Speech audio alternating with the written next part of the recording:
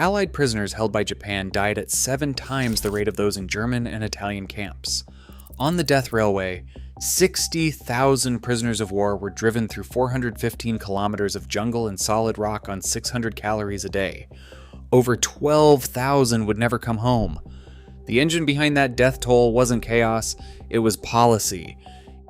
Imperial Japanese military philosophy treated surrender as an ultimate, irredeemable disgrace. Under the Army's strict code, any combatant who chose captivity over death forfeited their honor.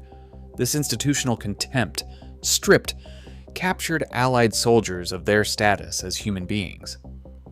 Because Japan had not ratified the 1929 Geneva Convention on Prisoners of War, military authorities operated in a legal vacuum. Without international protections, Allied captives became military resources to be consumed.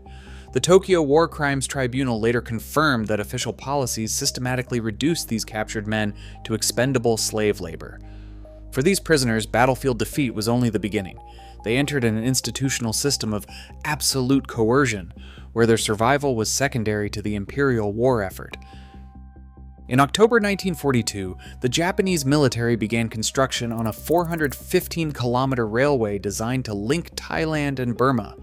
To complete this massive line by October 1943, engineers demanded an unyielding pace, relying on a vast, coerced workforce. Roughly 60,000 Allied prisoners of war, representing Great Britain, Australia, the Netherlands, and the United States, were swept into the project alongside about 200,000 Asian civilian laborers. The grueling movement to the work sites began in cramped, sealed cattle cars, where prisoners suffered through days of intense heat and suffocating air. Upon arrival, military authorities dispersed this captive population into more than 100 camps scattered across thick jungle, steep mountains, and unpredictable river valleys. This extreme geographic isolation severed all contact with the outside world.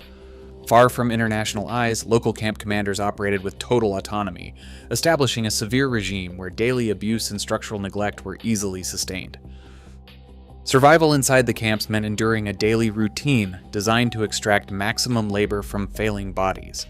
Rations consisted of a thin rice gruel, often supplemented with rotten vegetables or spoiled fish, providing only about 600 calories a day. On this starvation diet, prisoners performed up to 18 hours of continuous physical labor. They cleared dense jungle and hammered through solid rock using primitive hand tools like pickaxes, crowbars, and bamboo baskets. Japanese engineers and guards enforced daily work quotas through systematic violence. Any perceived underperformance, a moment of hesitation, or a dropped tool met with immediate, brutal beatings. These assaults turned physical punishment into standard discipline, wearing down the prisoners' bodies until the distinction between the healthy and the sick completely dissolved. Day after day, the routine remained absolute, leaving the men with no energy for anything beyond the immediate effort to stay alive. In May 1943, the arrival of the monsoon rains transformed this daily struggle into an absolute medical catastrophe. Torrential downpours turned the jungle work sites into deep mud pits and flooded primitive open latrines, washing human waste directly into local water sources. Stagnant pools quickly became breeding grounds for Vibrio cholera. In the cramped, unhygienic camps, the highly infectious bacteria swept unchecked through the ranks of malnourished men. The progression of the disease was devastatingly swift. Victims suffered from violent vomiting and severe diarrhea, losing body fluid so rapidly that men often collapsed and died within hours of their first symptoms. At camps like Hintok and Songkurai, the sheer speed of the epidemic overwhelmed the rudimentary medical clinics. While physical abuse remained constant, this sudden surge in mortality grew from the lethal combination of a relentless climate, extreme crowding, and deliberate systemic neglect. In mid-1943, the Japanese military command issued an order that transformed the existing misery into a systematic crisis. Facing severe weather delays, headquarters moved the railway's completion deadline forward to October. This executive decision launched the Speedo period, an aggressive acceleration campaign that overrode all physical limitations. Commandants demanded the construction of up to 2 kilometers of track per day, entirely discounting the human cost.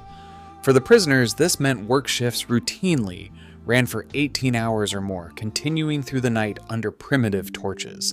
The pressure to meet these daily quotas fell on men whose bodies were already failing. Thousands of prisoners were so weakened by starvation and tropical diseases that they could barely walk to the work sites. Yet guards forced them onto the tracks, using violence to drive exhausted men forward. This deliberate policy, rather than climate or disease alone, became the immediate driver of the massive casualty spike. The Konyu cutting, known as Hellfire Pass, was a 500-meter stretch of solid limestone rising up to 50 meters high. To clear this barrier, Japanese engineers forced prisoners into continuous 24-hour shifts. With no heavy machinery, the men used hand drills, sledgehammers, and chisels to bore deep holes into the stone, packing them with dynamite and carrying the shattered debris away in small bamboo baskets. At night, the pass was lit by bamboo bonfires and crude resin torches. The flickering, orange light casting long shadows of skeletal men against the dark rock walls gave the cutting its name. The pressure of the new deadline dictated the daily brutality. Guards stood over the workforce using bamboo canes and iron rods to enforce constant physical output. During the 6 weeks of intensive excavation, 69 prisoners were beaten to death directly on the rock. Hundreds more collapsed and died from cholera, tropical ulcers, and exhaustion in the adjacent camps. The physical environment was hostile, but the absolute refusal of the Japanese command to halt work for sickness or injury made this site the ultimate symbol of terror on the railway. Exhausted men, their bodies reduced to skin and bone, hammered at the limestone face until their limbs failed, only to be replaced by others dragged directly from the disease tents.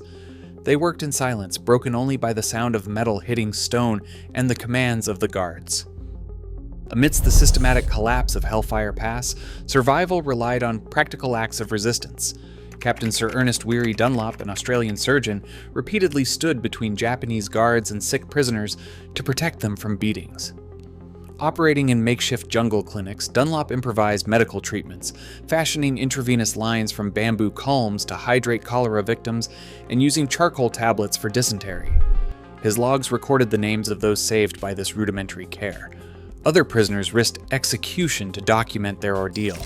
Royal Artillery Officer Jack Chalker secretly produced over 70 drawings of camp life, hiding the sketches inside atap roofs and the hollow spaces of prosthetic limbs. Major Ted Sr. kept a clandestine diary of the daily deaths. These hidden papers and sketches survived the war, preserving a precise, unvarnished record. Beyond the railway, the scale of wartime captivity stretched across the Pacific, marked by camps like Sandakan and Borneo. Of the 2,500 Allied servicemen sent there to build an airfield, only 6 survived. This extreme loss reflected a wider reality.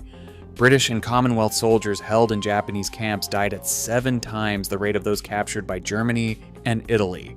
When survivors returned home, the psychological weight of their ordeal silenced many for decades, keeping their suffering absent from early post-war history. Today, while sites like the Kanchanaburi War Cemetery and the River Kwai Bridge preserve the memory of Western prisoners, the tens of thousands of Asian civilian laborers who died alongside them remained omitted from Western memory for generations. Today, the jungle has reclaimed the tracks, but the psychological scars never truly healed. The survivors' legacy is not just one of endurance, but of a quiet, daily refusal to surrender their humanity. Their struggle reminds us of the fragile, priceless nature of dignity under the darkest conditions.